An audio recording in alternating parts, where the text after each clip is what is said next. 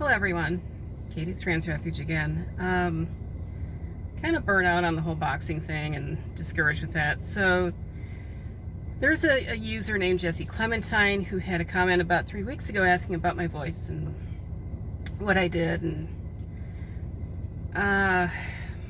so I'm going to make a video about that. That's what this is about. But it's probably not what she and a lot of other people would be expecting. So this video is going to be more informational than it is going to be technique or anything like that, and I'll explain why. I'm probably not the best person to ask about voice, at least as far as trans people go, because my journey is a little bit different. So it took me like 2 weeks max to get my voice sorted out.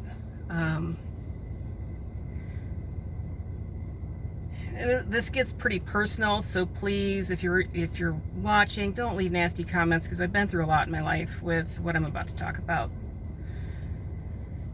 So at the onset of what should have been puberty,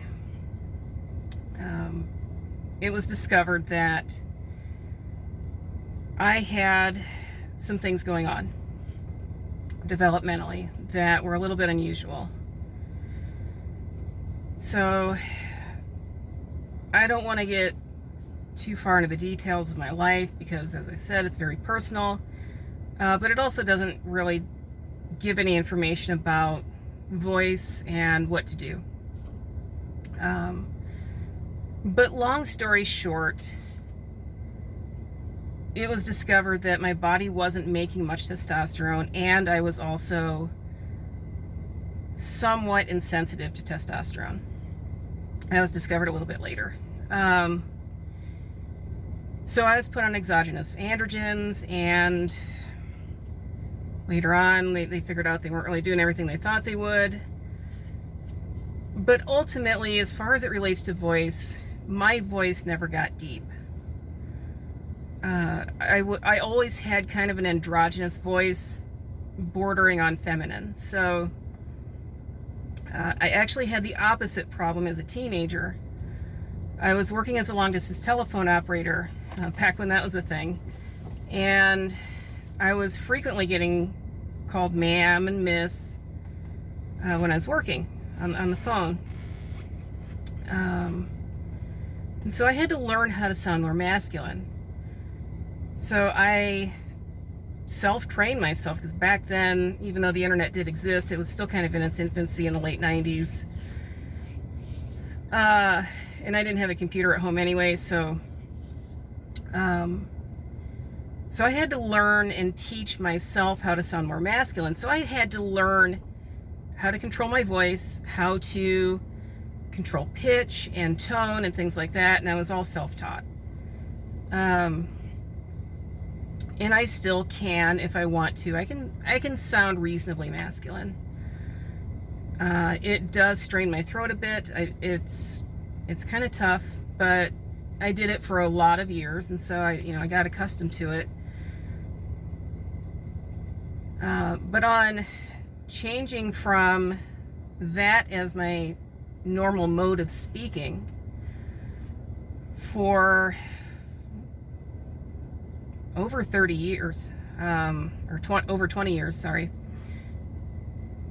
to sounding more feminine, for me it was mostly a matter of getting tone and inflection right. Pitch was already there for me. This is my normal pitch. This is how I talk, even when the tone and everything's different, but as far as the pitch goes, this pitch is what I sounded like basically when I was living as a man. The only difference is the tone's a little bit different, inflection is different, and that was stuff that I figured out over the course of about 2 weeks. I listened to how people talk, I listened to women and men, noted the differences, and just worked on practicing it. So I don't have a lot of advice to give as far as technique and training and what to do, because I already sounded really close to female anyway. So I figure instead I'm going to talk about the differences between what I'm going to call male and female anatomy, okay?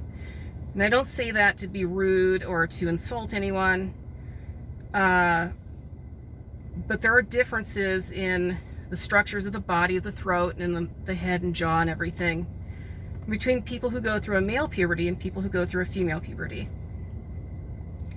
And so for those purposes, I'm going to talk about male and female. So not to offend anybody, not to, to cause any sense of distress in anybody who doesn't feel comfortable with those terms. It's just necessary for me to differentiate. So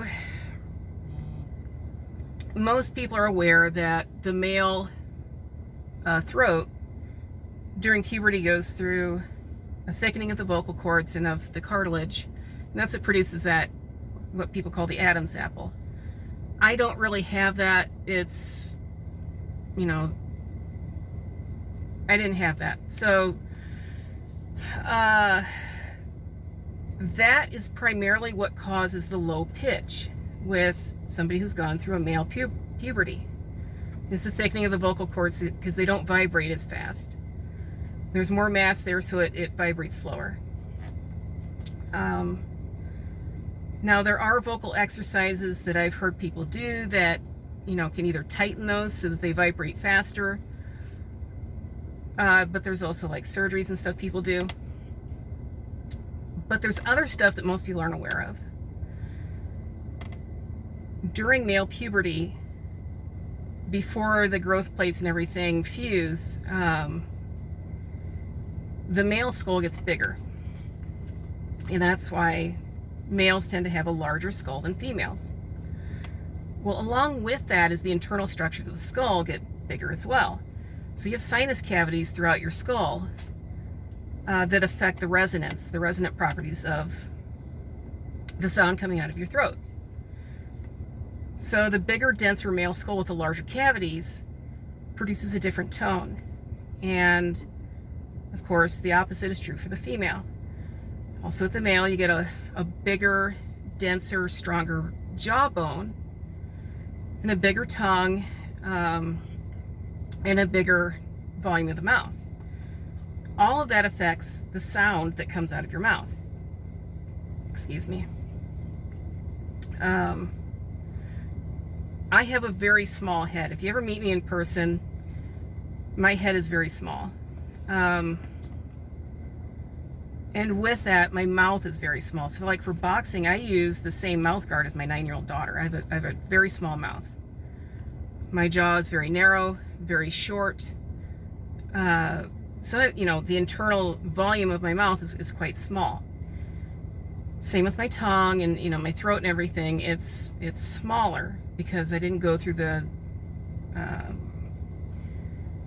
masculinization that androgens do on the body, because my body didn't really react to it that much. So, those are some of the things to be aware of as you're looking for exercises to do voice training.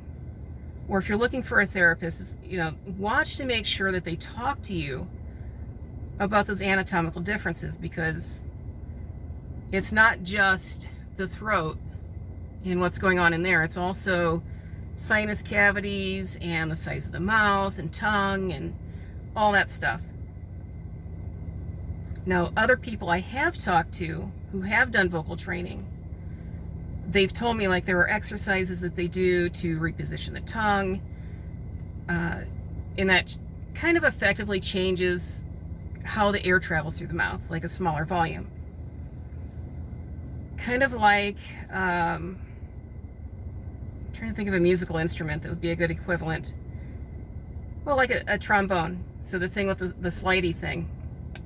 It says you pull that out further, you're expanding the volume that the air travels through that thing before it comes out the end. And so that causes the pitch to go lower. And if you pull it in closer, that shortens it up, and that produces a higher pitch.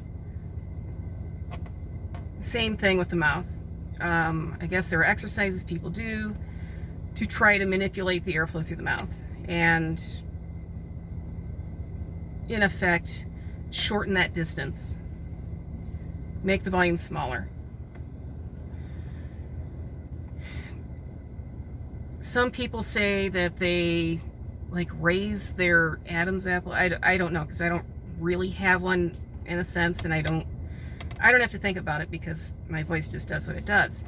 But I guess that there's like muscles you can control that, like if you tense them, it raises it, and that tension is what keeps the cords taut and makes a higher pitch.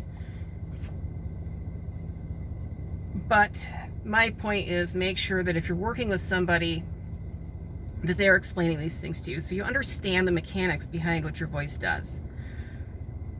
Now, if you're self-teaching, if maybe you don't have insurance, or your insurance doesn't cover a speech therapist or something, look for resources that really get into the biomechanics of it, because it's important. I know people who started out with very masculine sounding voices and could achieve a voice as good as mine without any issues. And it was all through just training.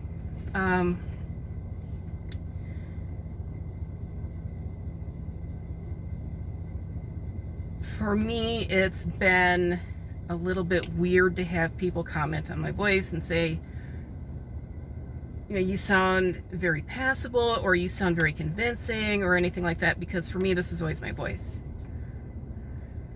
For me, it was just a matter of getting the tone and the pitch different, because men and women use words and tones and inflection differently.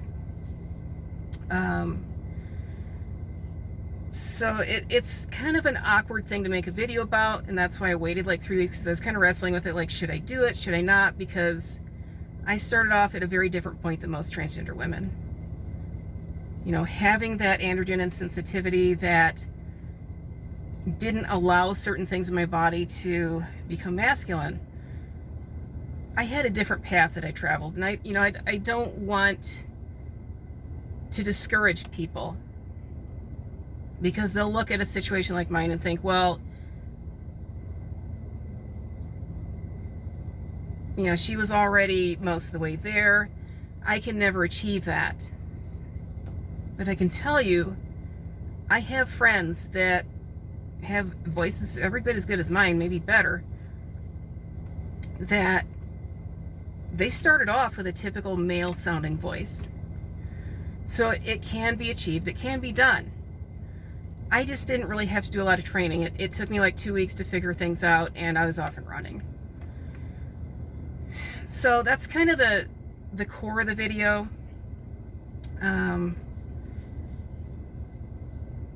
If you leave comments, I'm going to say in advance, I don't like talking about what I went through as a kid.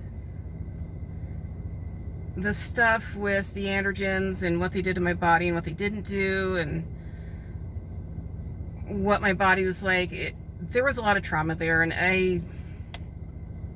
it was a weird thing to go through. So I don't want to discuss that. If you leave comments, I'm not going to answer them. If you're asking about, what condition it was, or what medication they had me on, or, being bullied as a kid for looking different and sounding different and things like that, it's really not somewhere I want to go. I already lived through that, and it was not good. But if you want to know more about voice training, I'll try to offer any advice I can.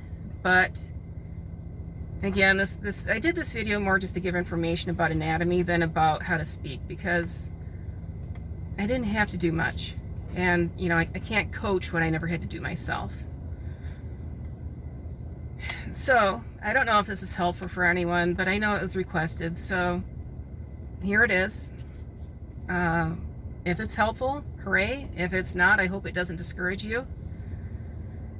Anyhow, the weather's great, and I'm traveling for work, and I found some mountain bike trails that I'm going to go check out. So, bye.